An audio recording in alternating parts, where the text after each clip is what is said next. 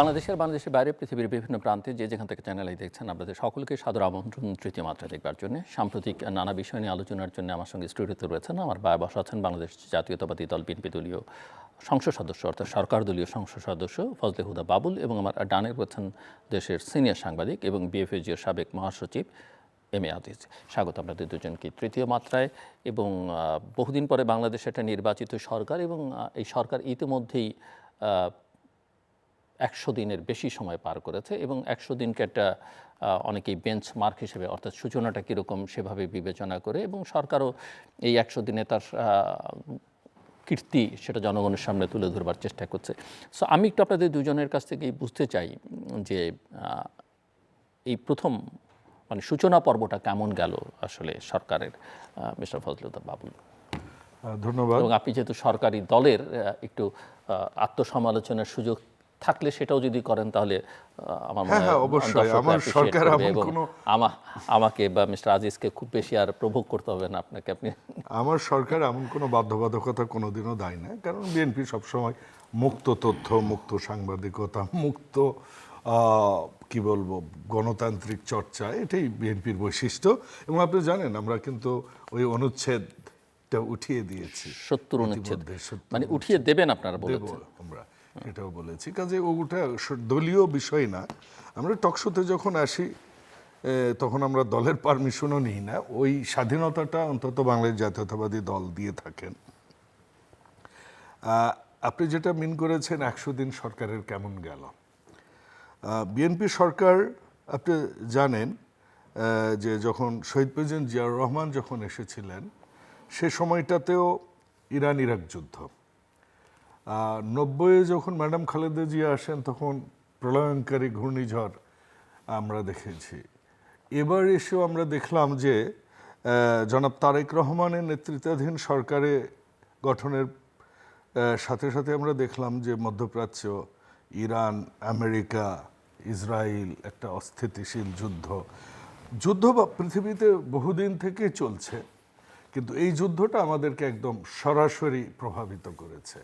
এর কারণটা হচ্ছে আমাদের মধ্যপ্রাচ্যের শ্রমিক, তেল, জ্বালানি, মধ্যপ্রাচ্যের উপর আমরা অনেকভাবে নির্ভরশীল, সেইটা একটা বড় বিষয়। তো সেই ধাক্কা ছিল, তার উপর যেটা ছিল সেটা হচ্ছে যে আপনি জানেন 17 বছরের যে ব্যাংকিং অবস্থা, যে অর্থনীতির অবস্থা, যে দুর্নীতি, যে বিদেশে টাকা পাচার, যে সামাজিক অস্থিরতা এবং দীর্ঘদিনের লালিত একটা কি বলবো নিজস্ব হাসিনাইজম চলেছে। ইমাম সাহেব থেকে শুরু করে মসজিদ, মাদ্রাসা, স্কুল, বিশ্ববিদ্যালয়, প্রশাসন, পুলিশ, আইনশৃঙ্খলা বাহিনী, মিডিয়া সর্বত্র কিভাবে নিয়ন্ত্রণ করেছে। একটা উদাহরণ দিই, আমি তখন একটা গ্রুপ অফ কোম্পানির, আমি গ্রুপ সিএফও, তখন ডলার পাঠাতে হবে শিপিং কোম্পানির, তো প্রিন্সিপালকে ডলার পাঠাতে হবে, তো পাঠানো যাচ্ছিল না। একটা বহুজাতিক ব্যাংকের সিইওকে আমি ফোন দিলাম, পরিচিত ন্যাচারালি। আমি বললাম যে ভাই টাকাটা আমার কাল পাঠাতে হবে, আমার ব্যবসাটা ধরে রাখতে হবে। তো উনি বলছেন যে হুদা ভাই আপনি এত হার্শ টোনে বলছেন, I wish I could respond you in a harsh way, but কী করবো, রিভলভার নিয়ে বসে আছে আমার পেছনের রুমে কয়েকজন লোক। মানে ডলার ব্যাংক কতটুকু রেমিট করবে এইটা একটা এজেন্সির লোকেরা নিয়ন্ত্রণ করছে একটা আন্তর্জাতিক ব্যাংকে বসে। তো এইরকম একটা ব্যবস্থাপনা আমরা বাই হেরিটেজ পেয়েছি। প্রশাসন আপনি জানেন 17 বছরে যেসব প্রশাসনের লোক এবং আইন শৃঙ্খলার যেসব রিক্রুটমেন্ট, তারা কিভাবে কষ্টি পাথরে যাচাই করে নিয়েছেন। যারা গুপ্ত ছিল সেটা অন্য বিষয়, কিন্তু যারা গুপ্ত ছিল তারাও তো সেই জয় বাংলার ধ্বজাধারী, অন্তত অ্যাটলিস্ট বাই ফেসে তারা হয়েই রিক্রুটমেন্ট পেয়েছে। সেই অবস্থা থেকে ওই সময় আপনি জানেন যে সোশ্যাল মিডিয়া বলেন, মেইনস্ট্রিম মিডিয়া বলেন, নিউজপেপার বলেন, সব কিছু কন্ট্রোল করা হতো কচুক্ষেত থেকে নিয়ন্ত্রিত রাষ্ট্রযন্ত্র। তো সেইখানে দায়িত্ব নিয়ে আমার মনে হয়েছে মাননীয় প্রধানমন্ত্রী উনি নির্বাচনী ইশতেহারে যেসব কথা বলেছেন সেই জিনিসগুলো উনি পালন করার চেষ্টা করছেন। এমনকি এটা একটা খুব সবাই বলে হ্যাঁ তোমরা এরকম একটা ডায়ালগ দিয়েই অভ্যস্ত। আমি বললাম হ্যাঁ এটাই সত্যি যে নখের দাগ মোছেনি, কিন্তু আমি একজন গ্রামের পার্লামেন্টারিয়ান, আমি মসজিদের ইমামকে ভাতার ব্যবস্থা করে দিতে পেরেছি, খাল খনন উদ্বোধন করতে পেরেছি, আমি বেশ কয়েকটা মসজিদ মাদ্রাসা মন্দিরে সরকারি অনুদান দেওয়ার ব্যবস্থা করতে পেরেছি, আমি ঈদের সময় মাননীয় প্রধানমন্ত্রীর দেওয়ার নগদ অর্থ হতদরিদ্রদের মাঝে বিতরণ করতে পেরেছি। শিক্ষাঙ্গনের শিক্ষকরা সময় মতো স্কুলে যেতেন না, যেটা মাননীয় প্রধানমন্ত্রীর নির্দেশনায় আমরা এগুলা বিভিন্ন প্রতিষ্ঠানে আমরা যেতে বাধ্য হয়েছি। কারণ জানেন প্রধানমন্ত্রী কিভাবে কাজ করেন, এই যে আপনি দেখলেন ঈদের পর বর্জ্য ব্যবস্থাপনাটা নিয়ে 2 সিটি কর্পোরেশনের। তো আমাদেরকেও নির্দেশনা দেওয়া হয়েছিল হসপিটালগুলোর কি অবস্থা। আমার মনে হয় প্রত্যেকটা পার্লামেন্ট মেম্বারই হসপিটালে যেতে বাধ্য হয়েছে, কারণ সরকার থেকে তাদেরকে বলেছে ইউ মাস্ট সুপারভাইজ। তো সেগুলোতে গিয়েছি, তাদের অ্যাটেন্ডেন্স, রুগী দেখা, এমনকি অনেক জায়গার অ্যাম্বুলেন্স ছিল না বা অ্যাম্বুলেন্স পড়ে আছে, ড্রাইভার নাই বছরের পর বছর, এমনকি ডাক্তাররা তাদের নিজের টাকায় অর্থে অ্যাম্বুলেন্স দিচ্ছে ওই উপজেলা স্বাস্থ্য কমপ্লেক্সে, কিন্তু সরকারি অ্যাম্বুলেন্স যেটা পড়ে আছে ওটা ড্রাইভার নেই। এরকম একটা পরিস্থিতিতে স্বাস্থ্য, শিক্ষা, সমাজ ব্যবস্থা, ধর্মীয় ব্যবস্থাপনা এবং প্রত্যেকটা স্তরের যে অবস্থা ছিল, সেখান থেকে আমার মনে হয় যেটা বলছিলাম যে স্কুল কলেজে আমরা শিক্ষকদের এখন অন টাইমে নেওয়ার ব্যবস্থা করতে পারছি, জবাবদিহিতার আওতায় আসছে প্রশাসনের লোকেরা, তাদেরকে আমরা বলছি যে সাধারণ মানুষের সেবাগুলো কিভাবে দেয়া যেতে পারে। এমনকি মেম্বার, চেয়ারম্যান, এমনকি গ্রাম্য পুলিশরাও কোনো কাজ করতো না। এবং মজার বিষয় হচ্ছে গ্রাম্য পুলিশদের মূল কাজই ছিল হচ্ছে চেয়ারম্যানদের পিউনগিরি করা, তাদের যে ডিউটি, তারা যে সরকারি টাকা নাই। তো এই অবস্থা থেকে আমরা মনে হচ্ছে আমরা উই আর অন টু আলহামদুলিল্লাহ অন এ ট্র্যাক, যে আমরা যদি এভাবে চলতে পারি, যেটা এখনো বড় চ্যালেঞ্জ। ওই যে বললাম যে সরকারের সমালোচনা, হ্যাঁ বড় চ্যালেঞ্জ আছে, অনেক চ্যালেঞ্জ আছে এখানে। চ্যালেঞ্জের মধ্যে দীর্ঘ 17 বছর যেসব ছাত্র দলের নেতারা, যুব দলের নেতারা, স্বেচ্ছাসেবক দলের নেতারা, এমনকি বিএনপির নেতারাও চাকরি করতে পারেনি, ব্যবসা হারিয়ে ফেলেছে, পড়ালেখা করতে পারেনি, চাকরিতে ঢুকতে পারেনি, পরিবারের কেউ চাকরি পায়নি, এমনকি তাদের আর্থিক অবস্থা খুবই বাজে। তো তাদেরকে দেবার মতো এখন পর্যন্ত কর্ম আমরা দিতে পারিনি। মাননীয় প্রধানমন্ত্রী যেটা বলেছেন যে 1,86,00,000 কর্মসংস্থান হবে, আমরা অবশ্যই সেগুলা গ্রামীণ অর্থনীতিতে কিভাবে কৃষিকে পুনরুজ্জীবিত করে এই এমপ্লয়মেন্টগুলো আমরা ইনডাইরেক্ট এমপ্লয়মেন্টগুলো অ্যাটলিস্ট করতে পারি গ্রামে গঞ্জে, ওইটা একটা বড় চ্যালেঞ্জ এই সরকারের। শুনবো আরও আপনার কাছ থেকে মিস্টার এম এ আজিজ। ধন্যবাদ আপনাকে। দেখেন, সরকার আসছে 5 বছর থাকার জন্য। 100 দিন আসলে সরকারের পজিশন মাপার সময় কিন্তু নাই। কিন্তু এই সরকার এমন সময় আসছে, আপনি খেয়াল করে দেখেন, ডক্টর মোহাম্মদ ইউনূস এই দেশে 24 লাখ কোটি টাকার লোন রেখে গেছে, যেটা বাজেট, কয়েকটা বাজেটের সমান। 2, বেকারত্ব বেড়ে গেছে, মধ্যবিত্ত নিম্নবিত্ত নেমে গেছে, এবং দেশে কিন্তু প্রত্যেকটা কাজ, ব্যবসা নাই, বাণিজ্য নাই, কিচ্ছু নাই। তো এরপরে আপনার মধ্যপ্রাচ্যের যুদ্ধ, এই সময়ে সরকার কিন্তু আমার কাছে মনে হয়েছে যে এখন ইশতেহারগুলি বাস্তবায়ন পর্যায়ে আছে। আর কিছু আছে যে কতগুলো, ধরেন ইউনূস সাহেব চুক্তি করে দিয়ে গেছে একটা মার্কিনের সাথে বাণিজ্য চুক্তি, সেখানেও আমি তো বলবো যে সরকার যদিও স্বীকার নাও করে, আমি তো বলবো এটা একটা বিপদ, এটাও একটা বিপদ। কারণ সরকার বা দেশের জনগণের ইচ্ছার বাইরে অনেক কিছু করতে হতে পারে। এদিকে ধরেন এই যে সম্প্রতি তেল চুক্তি হয়েছে, আপনার 14টা বোয়িং কেনার কথা, ফ্রান্সের এয়ারবাস কেনার কথা ছিল, এটা বাদ দিয়ে এগুলো এগ্রিমেন্টে ছিল। তো এখন তো ধরেন তেল আনতে, ধরেন 12 মাসে $12 বিলিয়ন তেল আমরা আমদানি করি, সেখানে আপনার আমেরিকা থেকে $1 বিলিয়ন তেল বছরে নিতে হবে। তো সেটা তো কিছু বেশি পড়বেই, খরচ টরচ মিলে বেশি পড়বে। কিন্তু তারপরে আমি বলবো যে এই সরকার কিন্তু চেষ্টা করতেছে। কিন্তু আমার কাছে একটা রোনালদো মারা গেছে বা মেসি, তাকে যদি আবাহনীর টিমে লাগাই দেন সে গোল করতে পারবে? 17 বছর তারেক রহমান বিদেশে থাকছে, বিলেতি কায়দায়, আমি তার নাম দিয়েছি বিলেতি বাংলাদেশি।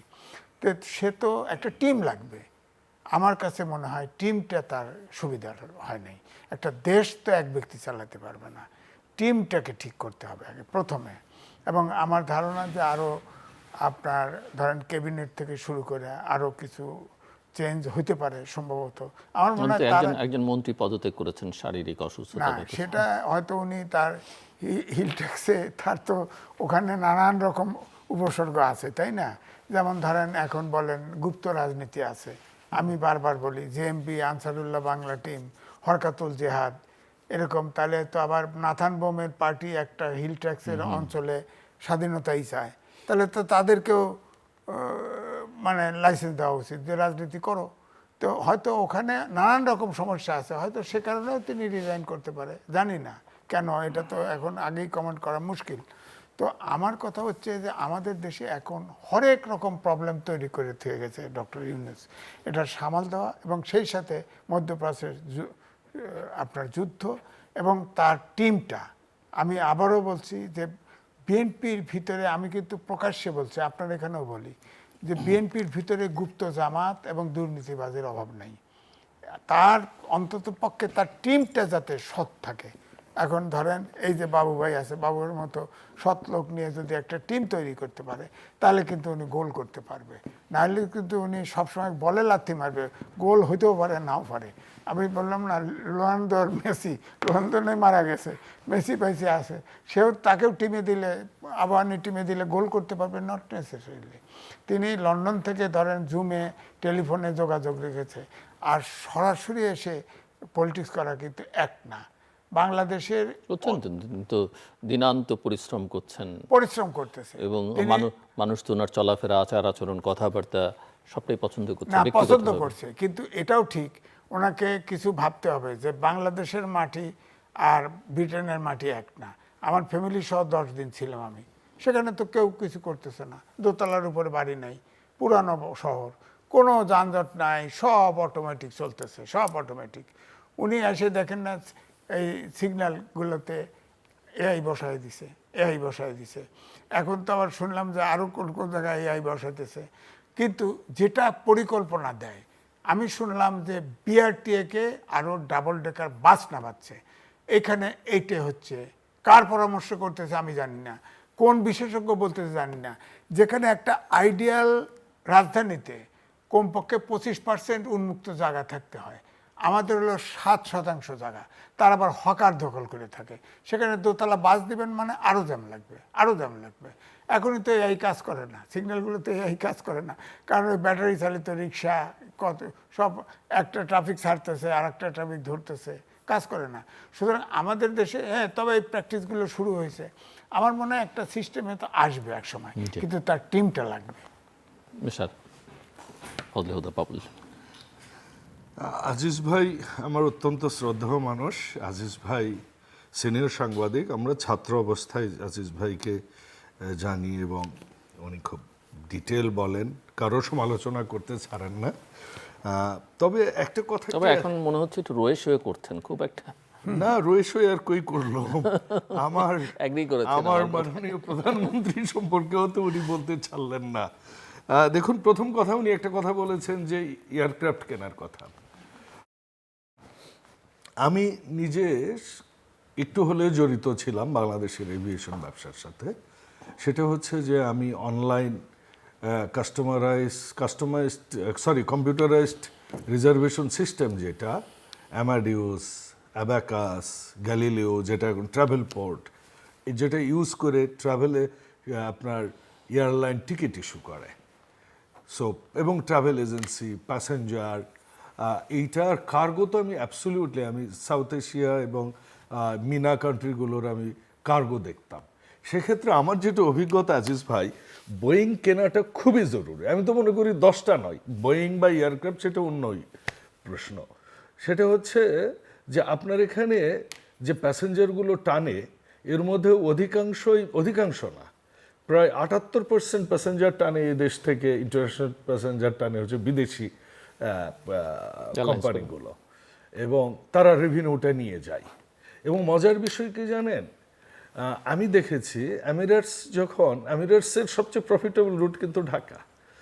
আবার ওরা এই ঢাকার প্যাসেঞ্জারকে কিন্তু যাইছে তাই তাচ্ছিল্য করে, এটা আমার দেখা। এমনকি আপনি বিজনেস ক্লাসে বসলেও ইউ ডোন্ট হ্যাভ এনি, মানে আপনি ফার্স্ট ক্লাসে বসলেও আপনি বাংলাদেশি, আপনার গায়ে থেকে মাছের গন্ধ বের হয়, এটা ক্যাবিন ক্রু, ওই ভেনিজুয়েলার একটা ক্যাবিন ক্রু কিন্তু বোঝে। এই দুঃখ যন্ত্রণা এগুলো তাহলে দেখে এটা তো কেবিন ক্রুর সমস্যা না, সমস্যাটা আমার আর আপনার। আপনার এটা ঠিক আছে, কিন্তু আমি তো প্যাসেঞ্জার, আমার ন্যাশনালিটি যাই হোক, ওইটুকু ডিগনিটি কিন্তু আমরা পাই না তাদের কাছ থেকে, বিদেশি ক্যারিয়ারের কাছ থেকে। ভারতীয়দের আরো মজার কাহিনী, আমার মনে আছে আমি তো দিল্লিতে কাজ করতাম এই কোম্পানিরই, তো জেট এয়ারওয়েজ 6 ঘন্টা লেট। তা আমি এটা বলছিলাম যে 6 ঘন্টা late, they must give us hotel and food as per international norms. তখন আমাদেরই কোনো এজেন্সির লোক আমাকে আলাদা করে নিয়ে গেল, নিয়ে যেয়ে বলে, আপনি কি বুঝতেছেন কোন ক্যারিয়ার নিয়ে আপনি কথা বলতেছেন? সিকিউরিটি সবাই আপনাকে অবজার্ভ করছে, ইউ ক্যানট সে দিস। তা আমি বললাম যে আরে ভাই, আমি কমু না মানে আমি তো কমু, এটা তো আমার দেশ, আপনি কি কইবার লাগছেন?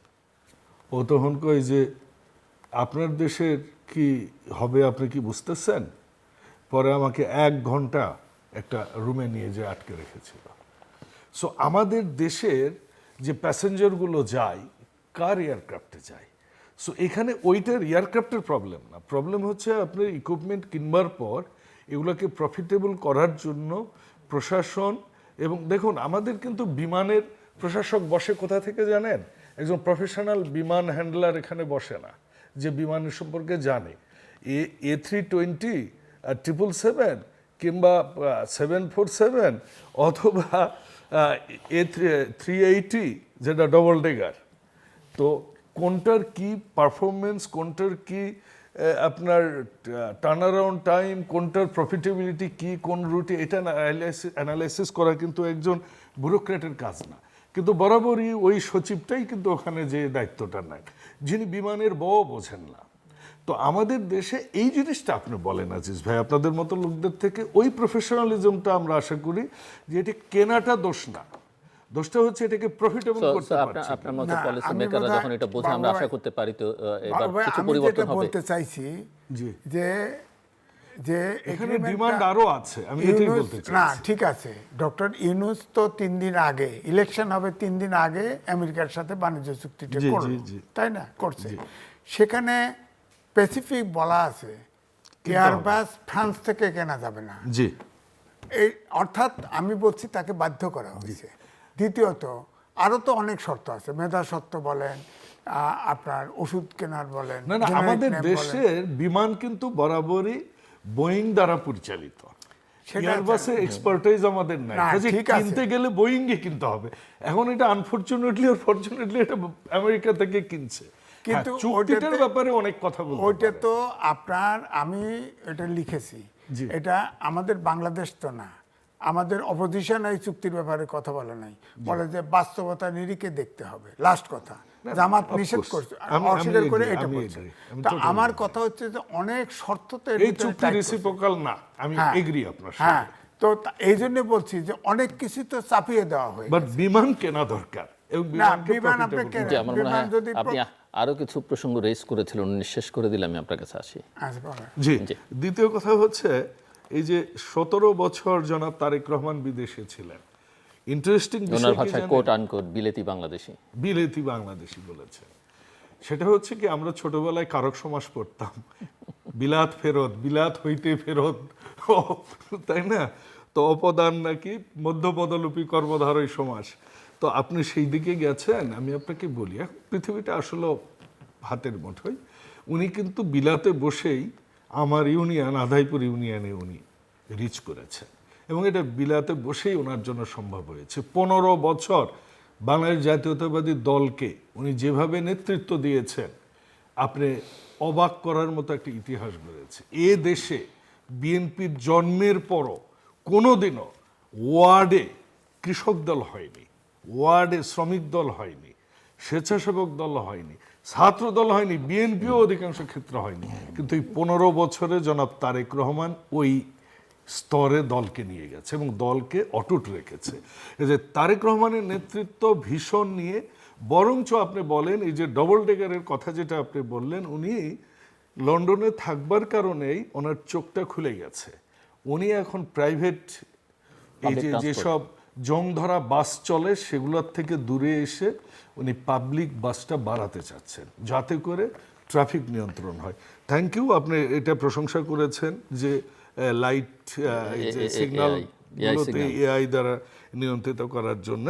উনি আবার বলেছেন যেগুলো কাজ করছে না এখন অনেক, আর যে উনি বলছেন অনেক জায়গায় আবার কাজও করছে না। সেটা টেকনিক্যাল এরর হতে পারে, হ্যাঁ সেটা এটাই অন্য যে জিনিস, বাট আপনি কোনো ব্যাটারি চালিত রিক্সা মানে না, বাস এমন এত ট্রাফিকও ছেড়ে দিতে পুলিশরা পারে। কিন্তু যথেষ্ট অ্যাক্টিভ। আমি আজকে একটা ভিডিও দেখছিলাম, যাকে উনি কাজ করেছেন উনি বলতেছিলেন আমার ভাই এডিসি পুলিশ। উনি বারবার করে বলছিলেন, যতবারই বলে উনি বলেন স্যার সালাম আলাইকুম, স্যার আপনি ওইটা দেন আমি একটু দেখছি, আমার এটা স্যার সব কিছু আমার নিজের দ্বারা কিছু হবে না স্যার, আপনার নাম্বারটা দিলে যেটা আসবে ওইটাই। সো পুলিশরা বিহেভিং লাইক এনিথিং, এবং আমি পুলিশরা যেভাবে ঘুরে দাঁড়াচ্ছে, লেট আস ইন্সপায়ার দেম। আমি নিজে দেখেছি একটা উপজেলার থানায় একটা থানায় একটা গাড়ি আরেকটা আদিমকালের গাড়ি ঠেলতে হয় মাঝে মধ্যে। আমি তো প্রোটোকল নিই না, আমি বলছি যে আসবে আমার প্রোটোকলে সেই ওসি থাকবে না, এর ভয়ে আর কেউ আসেও না। এখন আবার দু একটা সিরিয়াস জায়গায় যখন যাই অনেক রাতে, যে ভাই একটা কনস্টেবল পাঠায়েন, উনি বললেন স্যার আমরা তো সব অ্যালোকেট করে দিয়েছে। তো বিষয়টা হচ্ছে কি জানেন, যে যারা কাজ করছে তাদের আমাদের একটু ইন্সপাইরেশনও দেওয়া উচিত, বিশেষ করে আপনাদের মতো যারা সিনিয়র মানুষরা আছেন। মন্ত্রী পদত্যাগ নিয়ে দেখুন এখানে এত হাওয়ার কোনো গল্প নাই, গল্প হচ্ছে উনি যেটা চিঠিতে লিখেছেন ওইটাই গল্প।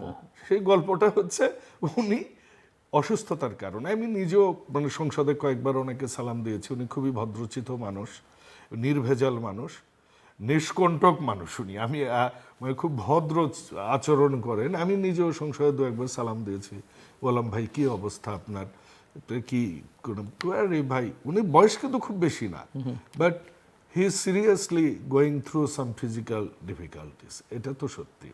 তো যে ওইটি উনি লিখেছেন, এর মধ্যে বাট কিন্তু অথবা খুঁজবার দরকার। আরেকটা কথা উনি বলেছেন যেটা যে প্রধানমন্ত্রী হতে ঠিক আছেন কিন্তু একা তো আর গোল করতে পারবেন না, গোল করার জন্য টিম লাগবে, টিমের ব্যাপারে ওনার শুনুন ভীষণ অসন্তোষ। মাননীয় প্রধানমন্ত্রীকে 3 মাসে তো আর গোল দেয়, ওনাকে যখন আপনি যখন দেখেছেন যে চাক দে ইন্ডিয়া দেখেছেন নিশ্চয়ই, একটা হিন্দি সিনেমা আছে, তো চাক দে ইন্ডিয়াতে শাহরুখ খান টিম বিল্ডিং কিভাবে করেছে, তো আপনার তো অপশন আসবে, so he will make his own team, that's for sure. আর আপনি যেটা বলেছেন, আমার কাছে মনে হয়েছে জনাব তারেক রহমান যে এই মন্ত্রণালয় যেটা করেছেন, উনি নবীন প্রবীণ অভিজ্ঞ লোকজনদেরকে নিয়েই বলেছেন, প্রত্যেকের বায়োডাটা স্বমহিমায় উদ্ভাসিত। আপনি শহীদউদ্দিন চৌধুরী এনির কথাই বলেন, আপনি সবচেয়ে জুনিয়র যে রাজীব হাসানের কথা বলেন, প্রত্যেকে, রাজীব হাসান ছাত্রদলের সভাপতিত্ব করেছেন, বয়সও কিন্তু কম হয়নি, 45 up. So they knows how to run the country. আমার মনে হয় একটু সময় দিন, সব ঠিক হয়ে যাবে। না, বিষয়টা হলো সময়। যেমন ধরেন আমি বলছি, এখন আমাদের দেশে ইউনূস সরকারের সময় ভারতের সাথে যে টানাপোড়েন গেছে সেটা তো আছে।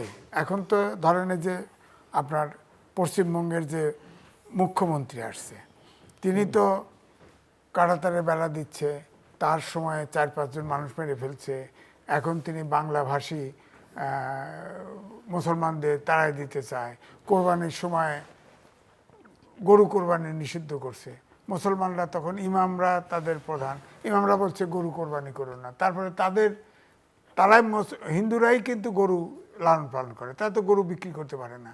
বিজেপিকে টাইট দিয়েছে, টাইট দেওয়ার পরে আগে নাকি গরু আসতো, যেটা লেখার পাইছি, আগে গরু আসতো গড়ে 30,000 টাকা দাম, এবারে বিজেপি বলছে গড়ে তোমার 3,000 টাকা দাম, দিলে দাও না দিলে লয়ে যাও। হ্যাঁ, এরা তো কান্নাকাটি শুরু করছে, বুঝছেন?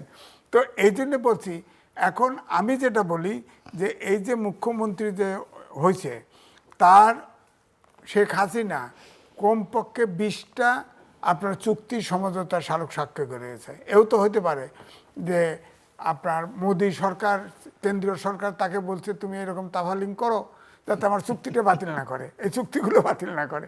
কারণ সর্বশেষ আমি লিখেছি, সর্বশেষ যে আপনার ট্রানজিট স্বাক্ষর করছে এটা আসলে করিডোর। কারণ পশ্চিমবঙ্গ থেকে এসে সেভেন সিস্টারে যাবে, আবার সেভেন সিস্টার থেকে ঠিক একই রাস্তা দিয়ে ব্যাক করবে, এটা তো করিডোর করছে। এই চুক্তিটা তাদের দরকার, কারণ দরকার। এই জন্য আমি বলছি যে ভারতের যে আচরণ এটাও তো ঠিক, যে তারপরে ধরেন আমাদের এখানে পদ্মা ব্যারেজ করা হচ্ছে, আমি ওই অঞ্চলের লোক, পদ্মা ব্যারেজটা অত্যন্ত সময় উপযোগী। ধরেন এখন আমাদের আপনার গঙ্গার চুক্তি বাতিল হয়ে যাচ্ছে, ডিসেম্বরের শেষ হয়ে যাচ্ছে 12 তারিখে। সুতরাং তারা উজান থেকে পানি আটকায় দিবে। হ্যাঁ, আমাদের তো ব্যারেজ করা ছাড়া কোনো রাস্তা নাই। অনেকে বলে তারা উষ্মা প্রকাশ করছে, আমাদের সাথে কথা বলে, কেন কথা বলবো? আমার এলাকায় আমি পানি রিজার্ভ করব, আমার খুশি। আর যদি তারা বলতে আসে ঠিক আছে বন্ধু দেশ, আপনি যদি মনে করেন যে সে আপনার আমাদের পানি ছেড়ে দেয়, কারণ ধরেন তিস্তা, গঙ্গা গ্রীষ্মকালে এক ফোঁটা পানি পাই না, তো আমরা তো মরুভূমি হয়ে যাব। যমুনা সব নদী শুকায় গেছে। বাংলাদেশের সবচেয়ে বড় নদী হলো ইছামতি, যেটা পদ্মার থেকে এসে মানিকগঞ্জ হয়ে সমুদ্রে পড়ে গেছে, সে নদী শুকায় গেছে। হ্যাঁ, তো এই 6টা নদী হবে, হবে। তো এখন আমি তো মনে করি এগুলোর বোল্ড স্ট্যান্ড, এগুলো দরকার আমাদের দেশে। তো এই জন্য আমি বলছি যে আমাদের সরকার টু সরকার সেখানে সমাধান করবে। এখানে তো ওই আপনার মুখ্যমন্ত্রী যিনি হয়েছেন, ওনার তাফালিংয়ের কাছে তো আমরা নথি স্বীকার করবো না। আর তিনি তো নিজে, তার মা তো বরিশালের, সে যা ওখানে জন্মগ্রহণ করছে, তার মার নাম বদলেছে, তার বাবার নাম বদলেছে। পয়েন্ট মানে আপনি কি বলতে চাইছেন? আমি বলতে চাইছি যে পুশব্যাক, পুশিন করতে চাচ্ছে, সে নিজে আগে পুশিন হোক। তা সে নিজে তো সেটা না, মানে সরকারের জন্য কি, মানে সরকারের জন্য সরকারের দুর্বলতা বা পরামর্শ, সরকারের সাথে কেন্দ্রীয় সরকারের সাথে কথা বলবে। সমস্যা ভারতের সাথে আমরা সম্পর্ক যেমন খারাপ করতে চাই না, তারা বড় ভাই সুলভ আচরণ করবে। তারা তারকাটা বাড়া তো অনেক দেশেই আছে, সেদিক তার বর্ডারের দিক সমস্যা নেই। তারকাটা বাড়া কিন্তু অনেক দিন ধরেই আছে বাংলাদেশ ইন্ডিয়া বর্ডারে বহুদিন। কিন্তু সে এইগুলো কথাগুলি তো বলতেছে, এটাতে তো পলিটিশিয়ানরা পলিটিক্যাল রেটোরিক হিসেবে, আপনি আবার অন্যভাবে নেন পলিটিশিয়ান হিসেবে, তো অনেক কথা পলিটিশিয়ানরা বলে। হতে পারে, কিন্তু সে তো মমতা ব্যানার্জির ডান হাত ছিল। হুট করে গরমাইরা এখন যা অতিমাত্রা হিন্দুত্ববাদী হওয়ার চেষ্টা করতেছে, এটাও খেয়াল করেন। তো এখন তাকে দিয়ে বামপন্থীরা জামাত করে, তো ওনার কি দোষ রে ভাই? আমার কথা হচ্ছে যে আমি তাকে দোষ করতেছি না, আমার কথা হচ্ছে সে বাংলাভাষী মুসলমান খেদাইতে চায় 1950 সালের আইনে। তো উনার জন্ম পড়ে না, তো উনি তো ওনার মা বাংলাদেশি না, তাহলে বরিশালে তার নাম ঠিকানাও আছে, আমার কাছে থানাও আছে। তো তাহলে সে আসুক, তারে ভালো জায়গায় রাখবো, আমার বাসায় রাখবো, সমস্যা নাই। তারে আগে পুষবেক, নিজেকে করুক। হ্যাঁ, এই জন্য বলছি যে এই উটকো ঝামেলাগুলি আছে। তো তারপরে আমি বলবো যে যতই বলেন, আপনি কি মনে করছেন যে সরকার ভারতের সঙ্গে সম্পর্কের ব্যাপারটাকে হ্যান্ডেল করতে পারছে না, নাকি এখানে না এখনো হ্যান্ডেল করতে পারছে না বলা যাচ্ছে? আমি বলছি সে যেহেতু অনেক বেশি রকম নানান ইস্যু নিয়ে কথা বলতেছে, এখানে কেন্দ্রের সাথে, ভারতের স্বাধীন দেশ, কেন্দ্রের সাথে কথা বলে এটা সমাধান করা উচিত। আমার কথা হচ্ছে উভয় পক্ষ গঠনমূলক করে আলোচনা করে করুক। পানি আমার ন্যায্য হিসেবে দিক, নাহলে আমরা ব্যারেজ করব পরিষ্কার। এবং এটা তো বলছেই, সরকার তো স্ট্যান্ড নিচ্ছে, নিজস্ব অর্থায়নে পদ্মা ব্যারেজ করতেছে, তিস্তা ব্যারেজও করবে, সমস্যা নেই। আমরা পানি চাই, আমাদের পানি না হলে তো আমরা এখানে জনবসতিই থাকবে, বাংলাদেশে থাকবে না। 40টা রিভার লিঙ্কিং প্রজেক্ট করতেছে, এই প্রজেক্ট যদি করে ফেলে, ওটার ভিতরে তিস্তা আছে, ওটার ভিতরে গঙ্গা আছে, আমরা তো পানিই পাবো না, সব নদী মারা যাবে। তো আমাদের ব্যারেজ করার কোনো রাস্তা নেই। মিস্টার বাবুল। জি হ্যাঁ, উনি যথার্থই বলেছেন। উনি সরকারের সময় ভারতের সাথে আমাদের টানাপোড়েন শুরু হয়েছে, বিশেষ করে বিভিন্ন কথাবার্তায় আমাদের, এমনকি তৎকালীন সরকার প্রধানের বিভিন্ন কথাবার্তায়। ভারত একটা স্বাধীন দেশ, হ্যাঁ, ভারতের স্বাধীনতা বাংলাদেশের স্বাধীনতার মধ্যে পার্থক্য আছে। ভারতের স্বাধীনতা হচ্ছে টেবিলে বসে হয়েছে, আর আমরা যুদ্ধ করে 9 মাস যুদ্ধ করে আমরা স্বাধীনতা পেয়েছি। কিন্তু ভারত একটা স্বাধীন দেশ। ভারত যখন স্বাধীন হচ্ছে বাংলাদেশও তখন একই সঙ্গে স্বাধীন হয়। তখন পাকিস্তানের কথা বলছি। পাকিস্তান, হ্যাঁ, পাকিস্তান, ভারত, পাকিস্তান, বাংলাদেশ। তো কাজেই আমার যেটা মনে হয়েছে মোটের উপর ভারত নিয়ে আমি একটু পড়ালেখা করেছি। ছোটবেলা থেকেই ভারতীয় রাজনীতি নিয়ে আমি একটু পড়ালেখা করতাম, ইতিহাস পড়তাম একটু। সেখান থেকে আমার সার্বিক একটা ধারণা, এবং সেখানে 10 বছর থাকবার সুবাদে আমার যে অভিজ্ঞতা, সেটা হচ্ছে আমাদের এসব কথাবার্তা বলে মানে সম্ভব নয়। একটা রচনা প্রতিযোগিতা করেছিলাম ইসলামী ফাউন্ডেশনের আয়োজনে, বোধহয় এটা 1986 সালে। বিষয় ছিল ভাগী মেরেও চাই ফিরেও চাই, এই বিষয়টা ছিল। তো লিখেছিলাম, ফার্স্ট হয়েছিলাম তখন। আর প্রতিবেশী কিন্তু পরিবর্তন করা যায় না, প্রতিবেশী খারাপ হতে পারে কিন্তু তারা প্রতিবেশী। ভারতপন্থী ভাবার কোনো কারণ নেই। আমি জীবনে যত ভারতকে গালাগালি করেছি বিগত দিনে, ভারতের থেকে আমি ভারতের পানিও শুধু পানি খেয়েছি, একটা বেতনের পয়সাও ভারতে আমি খরচ করিনি। সো আমি এতটাই ভারত বিদ্বেষী ছিলাম। কিন্তু আপনি ভারত বিদ্বেষী হন আর পক্ষের লোক হন, সেইটা কোনো বিষয় না। সরকারের সেটাও হবার কোনো অপশন নেই। একটা সরকারের যেটা দেখা উচিত যে আমরা কি করে লাভবান হব, সেই জিনিসটা।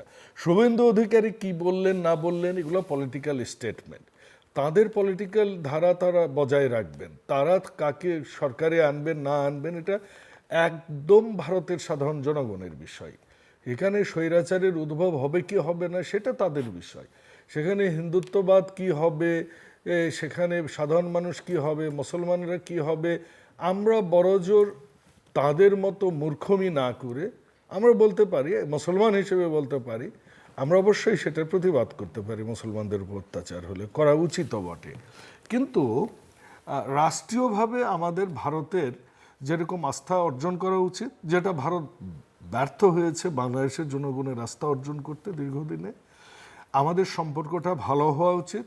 আমাদের ব্যবসায়িক ক্ষেত্রে যেটা করিডোরের কথা আপনি বললেন, যে ট্রানজিট করিডোর, ট্রান্সশিপমেন্ট, এগুলা নিয়ে, পোর্টের ব্যবহার নিয়ে, এগুলো একপক্ষীয় হয়নি, রিসিপ্রোকাল হওয়া উচিত। সেখান থেকে আমাদের দায়ও কম নয়। শেখ হাসিনা ওয়াজেদ তো বাংলাদেশের সিটিজেনই ছিলেন, কাজে as a Bangladeshi you should own this, no they all were Bangladeshi. So আমাদের বাংলাদেশের দায় কিন্তু কম নয়। সেজন্যই বলি যে আমাদের আগে ঠিক হতে হবে। শুভেন্দু কি বললো ওটা ঠিক নাই। আমরা কি আন্তর্জাতিকভাবে, আমরা কি সকল দল মতের ঊর্ধ্বে যে দেশের স্বার্থে সবাই এক হচ্ছে কিনা? মাননীয়, আপনি যথার্থ বলছেন, মাননীয় প্রধানমন্ত্রী অনেকগুলো স্টেপ নিয়েছে পদ্মা ব্যারেজ ছাড়াও। আপনি দেখুন বগুড়াতে উনি বলেছেন, এইটা খুবই স্ট্র্যাটেজিক পয়েন্ট, আমাদের উত্তর অঞ্চলটা ফাঁকা ছিল, কিন্তু ওখানে একটা আমাদের হচ্ছে বিমান ঘাঁটি হচ্ছে। আমাদের আপনার কি বলে লালমনিরহাটেও হচ্ছে। আমরা ভারত বিরোধী যেটা স্বাভাবিকভাবে বলি, কিন্তু আমি মনে করি না কোনো দেশ কোনো দেশের বিরোধী। ভারতে থাকবার সুবাদে আবারও বলি, ভারত আমাদের চেয়ে 100 গুণ সমীহ করে পাকিস্তানকে, 100 গুণ সম্মান করে যত ঝগড়াঝাটি করুক, অনেকভাবে। ভারতের লোকেরা, সেলিব্রিটিরা, ওরা পাকিস্তানি সেলিব্রিটিরা ভারতে এসে খুব এনজয় করে লাইফ, এবং তারা ভারতের গুলো পাকিস্তানে যেতে খুব স্বাচ্ছন্দ্য বোধ করে, নিজেকে সম্মানিত বোধ করে। এটা আমার দেখা। ওই বর্ডারে তো একটা মানুষও মরে না, একটা মানুষও মরে না তাদের বর্ডারে। আমাদের বর্ডারে কেন মরে? এটা আমাদের জাতীয়তাবোধটা আমাদের জেগে তুলতে হবে। আর এই ভারতকে ব্যবহার করে, 1 বিলিয়ন লোককে ব্যবহার করে আমাদের ব্যবসায়িক স্বার্থটা আনতে হবে। সেইটা আমরা কতটুকু পারছি এটা বিবেচ্য বিষয়। ভারতের সংস্কৃতি বুঝতে হবে আমাদের, ভারতের আমলাদের বুঝতে হবে। শেখ মুজিবুর রহমান সাহেব একটা কথা বলেছিলেন তার ব্যক্তিগত একটা আলোচনা সভায়, যখন বলেছিল যে এজেন্ডা দিয়ে যাই আমরা, যে আমরা সেনাবাহিনী ফেরত নিতে হবে, উনি তখন উত্তরে বলেছিলেন, ভারতের অফিসারদের কানের চুল পাকা, কানের উপর যে চুল থাকে, চুল পাকা অফিসারদের সম্পর্কে তোমাদের ধারণা আছে? যে আমরা এজেন্ডা দিব, 100টা এর বিরুদ্ধে আসবে, আমি যাব দিদির সাথে বসবো বলে নিয়ে চলে আসব। আমাদের স্মার্ট যেটা বর্তমান তারেক রহমান করতেছেন, যে সবার উপর বাংলাদেশ।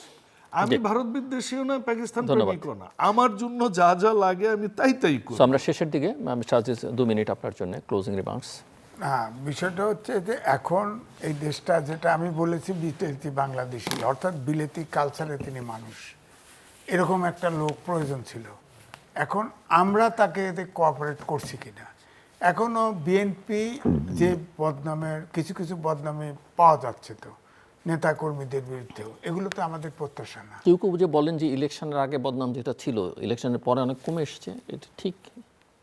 এটা একটু গোপন হয়ে গেছে, একটু মেনি মাছের মতো হয়েছে আর কি, মেনি মাছের মতো আর কি। আমাদের ওইদিকে আর পাওয়া যায় না, পাবনায় পাওয়া যায়। মেনি মাছের মতো, বাবুবার মতো তো সব লোক খুঁজে পাওয়া যাবে না, মেনি মাছের মতো মাটির নিচ দিয়ে যায় এখন। কিছু কমছে বলে মনে হয় না, Okay. আমার তো মনে হয় বাড়ছে, আমার মনে হয় বাড়ছে। এই জন্যই আমি বলছি বিলেতি বাংলাদেশি তার টিমটা ঠিক করতে হবে, টিমটা জরুরিভাবে দরকার। আমি আগেও বলছি, এখনো বলছি, ওনার সামনেই বলছি যে এখনো বিএনপির ভিতরে গুপ্ত জামাত ভর্তি, কমপক্ষে 20% আছে। কিন্তু বাংলাদেশে একটা মধ্যপন্থী জাতীয়তাবাদী দল বিএনপির দরকার। এটা জাতীয়তাবাদী দল হিসেবে সাচ্চা দল হওয়া দরকার, এবং সেটা তারেক রহমানের পক্ষে সম্ভব, কিন্তু সময় লাগবে।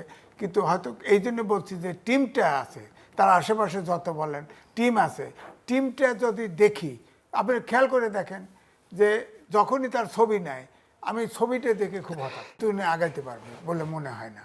ওই টিমটা ঠিক করতে হবে, টিমটা তো ঠিক নেই। ছবিটা আমি বুঝি নাই, কিসের ছবি? উনি যখন যে কোনো জায়গায় ছবি ওঠে দেখবেন কিছু ফেস, কমন ফেস, আচ্ছা আচ্ছা আচ্ছা আচ্ছা, কমন ফেস ওনার আশপাশের আশপাশে কমন, এই ফেসগুলো দেখলে যে চেনে সে কিন্তু ধারণা তার নেগেটিভ ধারণা হবে। সুতরাং টিমটা আগে দরকার, টিমটা তাকে ভালো করতে হবে। এই মিস্টার ফজলুদ্দিন বাবু। হ্যাঁ, ধন্যবাদ। হ্যাঁ, ওনাদের মতো সিনিয়র সাংবাদিকরা যদি ক্রিটিসিজম করে সরকারের, সেটা সরকারের জন্য বড় পাওয়া আমি মনে করি। আমি সেটাকে পজিটিভলি নিয়েই বলছি। সেটা হচ্ছে যে জনাব তারেক রহমান যখন একটা টিম নিয়ে তো কাজ করেছেন বিগত 17 বছরে, আপনি দেখেছেন এর অধিকাংশ মানুষ কিন্তু হাওয়া ভবন নিয়ে মিডিয়ার অনেক হাইপ ছিল। গত 17 বছরে হাওয়া ভবনের একজন মানুষও কিন্তু অপরাধ প্রমাণ হয়নি। কাজে এই মানুষগুলো, এটা খুব স্বাভাবিক। আমার সাথে যারা থাকে 17 বছর, আমার বন্ধু বান্ধব, আমার ক্লোজ অ্যালাই, সবারই ক্লোজ অ্যালাই থাকে, তাদের সম্পর্কে দেখবেন অনেকে অনেক কথা বলে। ইদানিং তাদেরকে আমি যখন সরাই দিয়েছি এবং সিনিয়র নেতাদের বলি তোমরা আসবা না, আমার সাথে হ্যান্ডশেক করবা না, লেট দ্য আমজনতা come to me and meet me, senior নেতারাও খেপা। তো একটু আপনি তো রাজনীতি করতে গেলে এই ব্যালেন্সিংটা করতে একটু টাইম লাগে। উনি এসেছেন, এদের সাথে, ওনাদের সাথে উনি দীর্ঘদিন অ্যালাইন্ড, তো উনি তো এসেই 3 মাসে কতগুলো জায়গা সফর করেছেন, উনি করছেন তো, উনি যাচ্ছেন তো সাধারণ লোকজনের সামনে, উনি তো মঞ্চ থেকে নেমেই চলে যাচ্ছেন না, he is going to see of all the people. আমি ওনার একটা প্রোগ্রামে ছিলাম, এই যে আপনার ঢাকা 17-তে ফ্যামিলি কার্ড বিতরণের সময়, ওই বস্তির ওখানে, মহাখালীর এখানে। তো আমি দেখলাম উনি সাধারণ লোকজনের একটা একটা করে উনি নেমে গেলেন, নেমে যেয়ে কথা বলেছেন। সো এটা হবে, কিন্তু এইটা হচ্ছে ম্যাডাম খালেদা জিয়ার সন্তান, এটা শহীদ প্রেসিডেন্ট জিয়াউর রহমানের সন্তান, এইটা হাইব্রিড কিছু না, এটা অর্গানিক। আপনাকে আমি বলি, ওনাকে আশা রাখুন, সহায়তা করুন, ইনশাল্লাহ জনাব তারেক রহমান এই দেশকে, উনি এদেশের একজন ভবিষ্যতের লিকুয়ান হবে। আমি ওনাকে তেল দিয়ে কথা বলছি না। আমি রাজনীতিতে চাকরি ছেড়েছি যেদিন 17 সালে ওনার সাথে আমার লন্ডনে দেখা হয়েছে, তারপর যে কথা শুনেছি মিডিয়াতে, ওটার আমি ম্যাচিং পাইনি। অল্টোর মতো একটা ছোট্ট গাড়িতে উনি এসেছেন, ময়লা সাদা শার্ট ছিল, কালারের ময়লা দেখা যাচ্ছিল। আমি ওই দিন দেখে ভেবেছি all this were media, but this is Tarek Rahman. And I left job, I myself devoted for him. So, inshallah, good thing will come. না, ঠিক আছে, আমি ওনাকে সরাসরি কথা হয়েছে, আমি বলছি আপনার কোনো আইকন দরকার নেই। শহীদ প্রেসিডেন্ট জিয়াউর রহমান আছে, বেগম খালেদা জিয়া আছে, আর কোনো আইকন দরকার নেই। কিন্তু সেই জায়গা তো শহীদ প্রেসিডেন্ট জিয়াউর রহমান যেভাবে কন্ট্রোল করতে পারছে, উনি কিন্তু এখনো নিয়ন্ত্রণে নিতে পারেন নাই। আপনি বলেন, একজন উপদেষ্টা হিথ্রো এয়ারপোর্টে দাঁড়ায় তার ফ্যানরা আসছে, সাথে সাথে অ্যাম্বাসেডার চাকরি চলে গেছে, এয়ারপোর্ট থেকে চাকরি, এটা কি উচিত হয়েছে বলেন আপনি? আবার আরেকজন মন্ত্রী, তিনি ওজনের চেয়ে বেশি মন্ত্রণালয়, সমঝোতার ভিতরে টাকা নিলে চাঁদা না, এই কথাগুলো তো বিতর্ক হয়। তারপরে ওনার উপস্থিতিতে এক পুলিশ বলছে, পুলিশ শেষ করতে হবে, আমাদের সময় নেই, বলছে যে আমি 7 থেকে ছাত্র দল করছি, বলেন এগুলো তো নিয়ন্ত্রণ অনেক করতে ধন্যবাদ হবে। মিস্টার এম এ আজিজ এবং মিস্টার, আপনি কি কিছু বলতে চাইছেন? বলতে চাই ওই পুলিশ অফিসারের ব্যাপারে আমি নিশ্চিত যে উনি এটার ভালো ট্রিটমেন্ট দিবেন। মিস্টার ফজলেউদ্দিন বাবুল, অসংখ্য ধন্যবাদ এই আলোচনা অংশ নেবার জন্য। দর্শক, আমি জামায়াত ইসলামীর ভালো খারাপ কোনো মন্তব্য করতে চাই না, তবে দুদিন ধরে টেবিলের দুপ্রান্ত থেকে যে আলোচনা শুনছি তাতে সরকারি দলের জন্য, সরকারের যে কোনো সরকারে থাকা রাজনৈতিক দল দেশের জনগণের জন্য অত্যন্ত গুরুত্বপূর্ণ।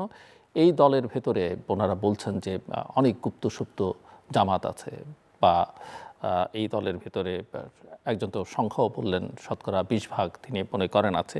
সো গুপ্ত সুপ্ত আসলে এটা রাজনীতিতে অত্যন্ত ক্ষতিকর। আমরা দেখেছি যে একটা রাজনৈতিক দল এর আগে যারা ক্ষমতায় ছিল তাদের দলের ভেতরে থেকে কিভাবে নিজেদেরকে তৈরি করেছে, এবং তার ফল আসলে তারাও ভোগ করেছে, এবং তারা হঠাৎ করেই নিজেদের পরিচয় উন্মোচিত করেছে জনগণের সামনে, যেটা রাজনীতির জন্য কোনো অবস্থাতেই সুখকর বা কল্যাণকর বা ইতিবাচক কোনো কিছু নয়। আমরা আশা করব যে সরকারি দল এইসব বিষয়ে অত্যন্ত সজাগ এবং সতর্ক থাকবে দেশের স্বার্থে এবং রাজনীতির স্বার্থে এবং তাদের নিজেদের দলের স্বার্থে। আমাদের সঙ্গে থাকবার জন্য অনেক ধন্যবাদ। আপনাদের সবার জন্য শুভকামনা।